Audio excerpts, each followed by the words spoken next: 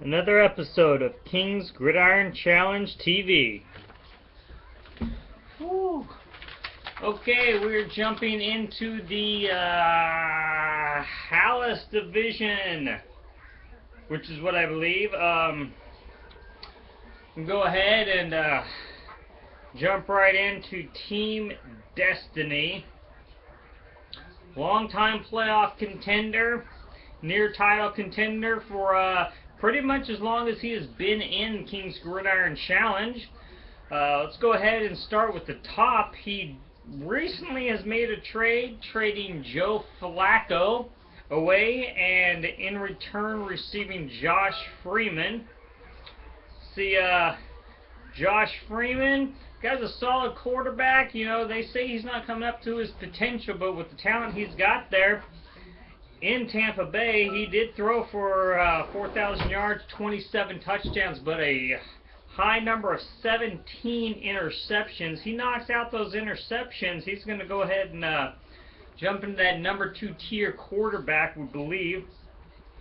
Vincent Jackson, stud receiver. He pairs with Josh Freeman. Vincent Jackson, 78 catches, 1,300 yards, 8 touchdowns, 179 points, solid starting receiver. Frank Gore, only starting running back above 29 years old in the NFL. We'll see how long he lasts as a starting running back with all the backups they do have in San Francisco ready to take over. But Frank Gore, solid contributor, 153 points last year, 1,200 yards, 8 touchdowns. Tony Gonzalez, easily top 5 tight end in fantasy football in the NFL as long as he continues to play. He does say this will be his last year, and we're going to have to go ahead and bank on that being his last year. This is a one-and-done season for Tony Gonzalez, it looks like, for Team Destiny and fantasy football. Rounding out his starters, Lance Moore, 134 points last year. Solid number 2 guy. He's not flashy, but he gets the job done. Stick him in your lineup all year long, that's good. Try to play the games that he wins big, the games that he loses big, probably not going to hit on most of them. That's why a guy like Lance Moore, probably best starting in your lineup all 13 games you play in the regular season minus his bye week. Le'Veon Bell, rookie running back from Pittsburgh, rounds out Team Destiny's starting lineup. High hopes for this guy, number 1 guy, really seeing no competition. He has been hurt, has not been able to establish himself. Isaiah Redmond and Jonathan Dwyer may steal some carries from Bell early in the season, but he looks to be the number 1 guy in Pittsburgh once he becomes healthy and integrates himself into that offense. Going to go run through his backups real quick. Got Josh Chris, may not last in Oakland. Greg Jennings, number 1 receiver in Minnesota. Let's hope that Ponder can get him the ball. No Percy Harvin, but you do have Rudolph, the tight end, and as well as Adrian Peterson there, so hopefully Jennings can get some openings. Not really sure who that number 2 wide receiver is in Minnesota that will take coverage away from Jennings. We'll see. Tyler Everett, solid rookie tight end for Cincinnati. This is a piece that he can definitely build on going into the future. Not sure if his rookie year will equal fantasy football points, but at least he's going to get his feet wet, and we're going to see what he's going to do in the future. Same with Stedman Bailey. This guy outperformed Tavon Austin at West Virginia last year. A majority of people do not realize that. Bailey's really got a chance, even though he's still on the same NFL team as Tavon Austin, but Bailey's got a chance to pass a few of the receivers they've got there in St. Louis and become a big contributor right away. Brandon Wheaton, solid backup quarterback. The offensive coordinator and offensive change looks to help him out this year. Asian quarterback, so he's not going to be around for very long, but as a backup, you can do a lot worse. Kenyon Marner, Jonathan Stewart, D'Angelo Williams. He's got the Carolina running back situation locked up for years to come, regardless of who that person will be. Jeremy Maclin on injured reserve right now, but that's going to be a solid player, I believe, in 2014. Macklin's always been a solid contributor in that Philly offense. Hope he can come back from that injury. Robert Gold, kicker, solid guy. Not top tier guy anymore, but he's solid. You can count on him week to week. Better options out there, but you can do a lot worse as well. Defense, Houston and San Diego. 323 points for Houston, 307 points for San Diego. expecting both of them to be around the same this year. Houston, J.J. Watt alone pretty much puts those guys in the top 5 for team defense. Adding a few other pieces there, if they can stay healthy and that running game gets going so that they clock management, defense is off the field a lot, Houston's a really solid defense.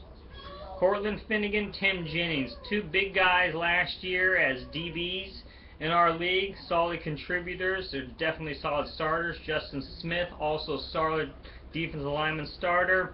As long as he doesn't get injured, definitely a solid position to play on the defensive line week in, week out.